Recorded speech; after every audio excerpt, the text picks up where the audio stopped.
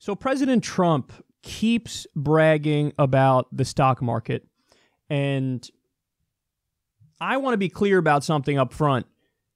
These words are 100% going to come back to bite him in the ass. So look at what he said here.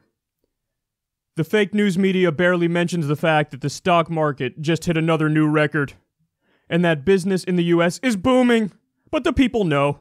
Can you imagine if O was president and had these numbers? Would be biggest story on earth. Dow now over 25,000. And then you could see the Dow milestones there that he tweeted out. This is him bragging and trying to, make the argument. I'm a good president. Look at the market. Look at the market. I'm a good president. Obviously, look at the numbers. How could you deny it? It's all in the numbers. It's all in the facts. Math doesn't lie. Numbers don't lie. So there it is. I'm a great president. You all agree right here. I'm going to show you and then brag about it. That's what he's trying to do. Now, here's the problem with that. First of all, the market more than doubled under Obama. So he came in at the height of the Great Recession. And remember, during the Great Recession, the market lost over 50% of its value. Think about it. You want to talk about a crash. Goodness gracious. Over 50% of its value gone. Disappeared. Poof. So he comes in. Everything's in a free fall. We're losing 800,000 jobs a month.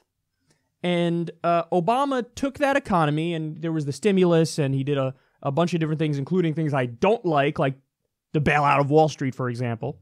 But the market went from 6,000, about 6,000, when Obama was coming in, and then when he left, it was over 16,000. So, in other words, when Trump says, imagine if O had a market like this, he did. He did. What did you want him to do? Quadruple the market? That's not... You want him to do things that aren't possible, basically, is what you're saying. But listen, all of this doesn't matter anyway. So the point I'm making is, okay, Obama did do similar things to the market like Trump did, but that's all irrelevant. I don't care about that under Obama. I don't care about that under Trump. And here's why. None of that matters. That's not a reflection of how your average American is doing. It's not even close to a reflection of how your average American is doing. So, 80% of stocks are owned by the richest 10% of Americans.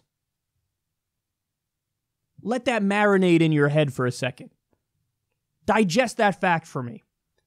80% of stocks are owned by the richest 10% of Americans.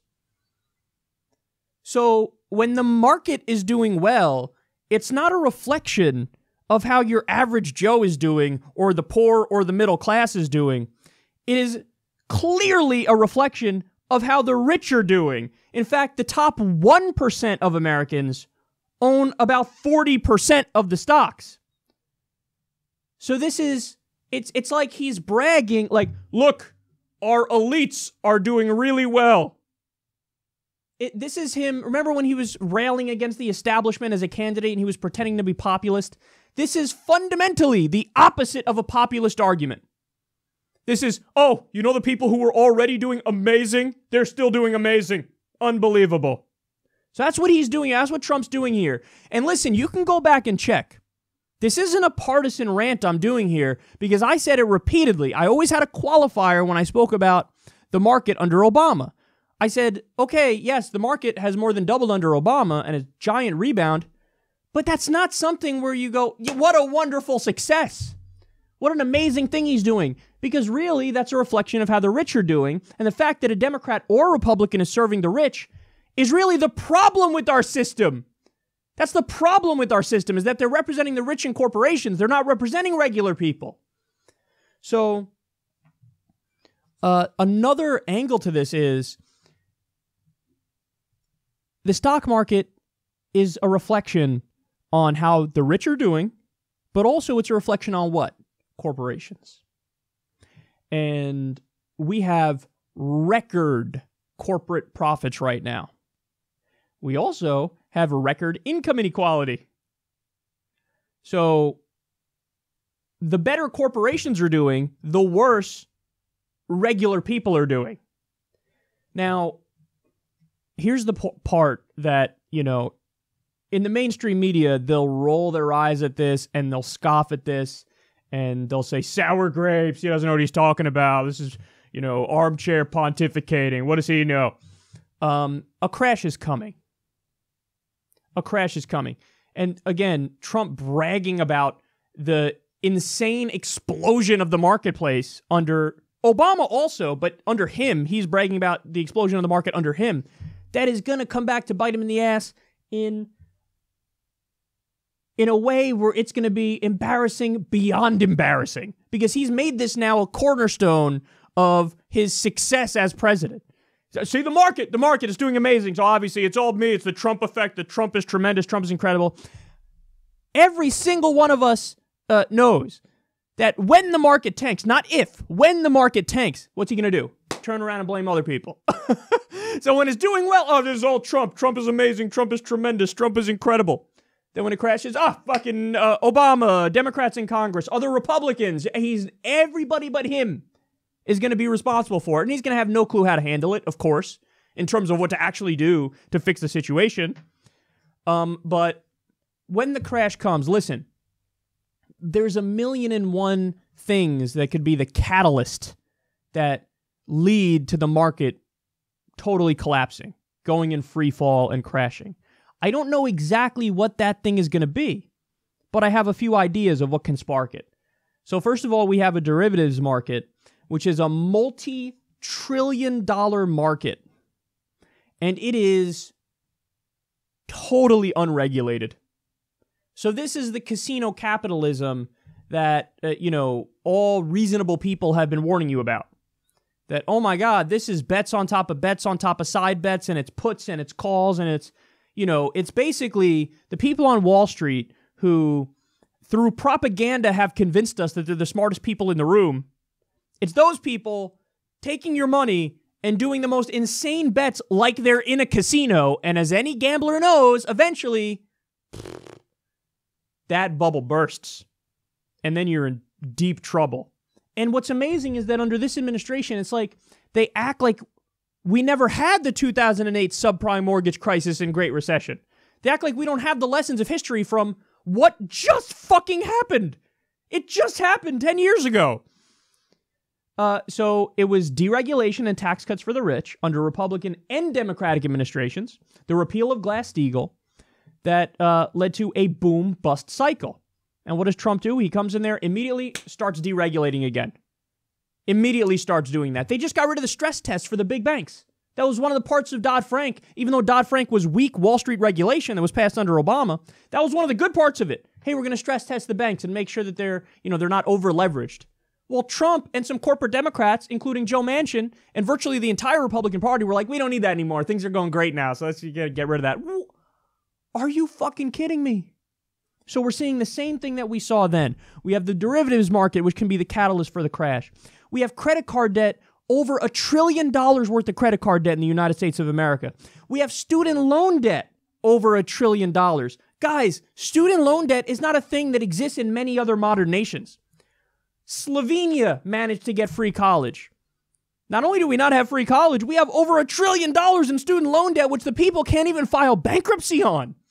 So it's this permanent debt that they're saddled with that's just hanging over their head throughout their entire life. You have some people who are senior citizens still paying off their student loan debt.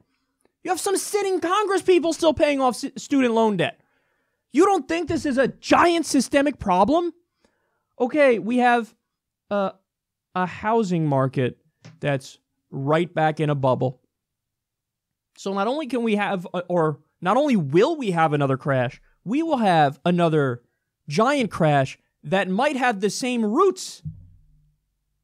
So what happened is the subprime mortgage, you had the subprime mortgage crisis and the economic collapse in 2008.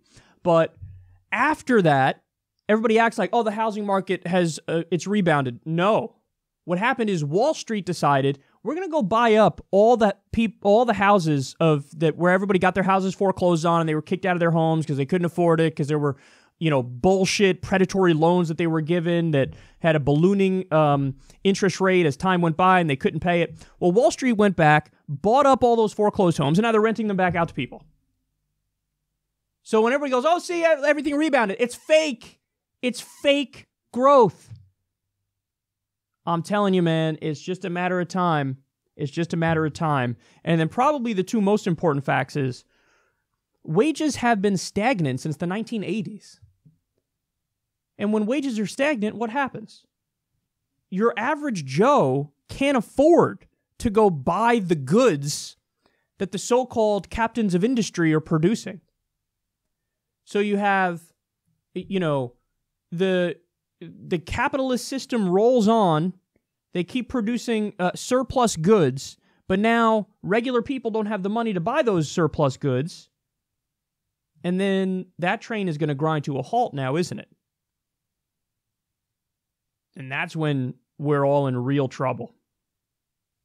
Because what the rich don't understand is that in the long run, it's actually in their benefit to allow the middle class to have a decent share of the wealth. Because when the middle class gets too poor, when regular people get too poor and nobody can afford to buy their goods, everybody's fucked. So historically, during the Great Depression, the top 1% were making about 24% of the nation's income. Think about that.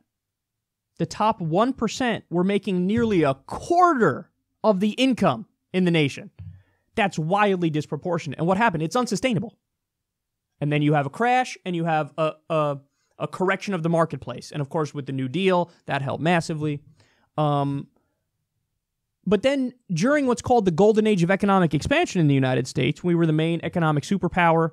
And when we had intelligent regulation of the marketplace, and you had a social democrat making the decisions, FDR with the New Deal, the top 1% started making about 12% of the nation's income.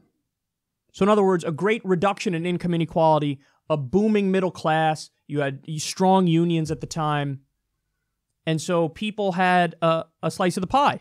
This is what we call the American dream. So the top 1% were making like half of the income that they were making before. They're making about 12% when times are good. And then the system is well-oiled and it can keep chugging along. And we didn't have a crash, a market crash, for decades after that because we had strong regulation and we had less income inequality. But then what? Leading up to the 2008 subprime mortgage crisis and Great Recession, top 1% were making 24% of the wealth again. 24% of the income. Wealth is different. They're making 24% of the nation's income again. Well, guess what? We're hovering around 24% right now. The top 1% is making about 24% of the nation's income. Totally and completely unsustainable. And this house of cards is going to come down, and it's going to come down soon.